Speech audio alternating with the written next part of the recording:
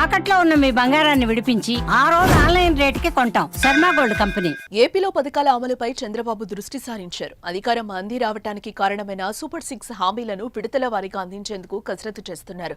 4 నెలల్లో 3 పథకాలు అమలు చేయడానికి ముహూర్తం కూడా ఫిక్స్ చేశారు. ఈ క్రమంలోనే ఓ పథకాన్ని అనుకున్న ముహూర్తం కంటే ముందే అమలు చేయాలని ఏపీ సర్కార్ కసరత్తు ప్రారంభించింది. మహిళలకు ఉచిత ప్రయాణం, తల్లికి వందనం, అన్నదాత సుఖీభవ ప్రభుత్వం అమలు చేసే పథకాల లిస్టులో మొదటి 3 స్థానాల్లో ఈ 3 పథకాలున్నాయి. ఉగాదికి ఉచిత బస్సు ప్రయాణం, మే నెలలో అన్నదాత సుఖీభవ, వచ్చే విద్యా సంవత్సరం జూన్ నుంచి తల్లికి వందనం పథకాలు ప్రజలకు అందించాలని ఏపీ సర్కార్ ఇటీవల నిర్ణయం తీసుకుంది.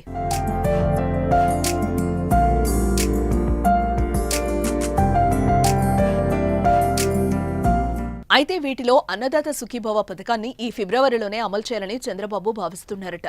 అన్నదాత సుఖీభవ పథకం ద్వారా ప్రతి రైతుకు ఏటా 20,000 రూపాయలు ఇస్తామని హామీని ఇచ్చారు.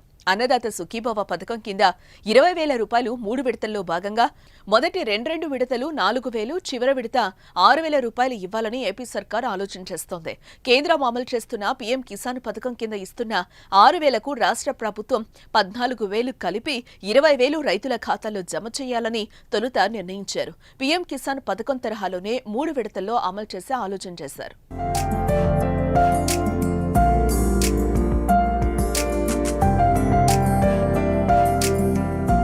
ఈ నేపథ్యంలోనే రాష్ట్ర ప్రభుత్వం కూడా వాటితో పాటు అన్నదాత సుఖీభవ డబ్బులను ఇచ్చేందుకు సిద్ధమైనట్టు సమాచారం.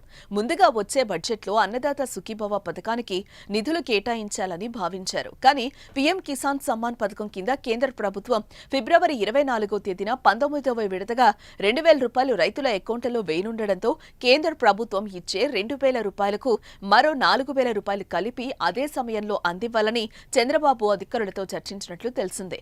ఇందుకు అర్హులైన లబ్ధిదారుల జాబితాను సిద్ధం చేయాలని కూడా అధికారులను ఆదేశించినట్లు వార్తలొస్తున్నాయి. ఇదే జరిగితే ఈ నిధుల కోసం నిరీక్షిస్తున్న రైతులకు శుభవార్త అందినట్టే.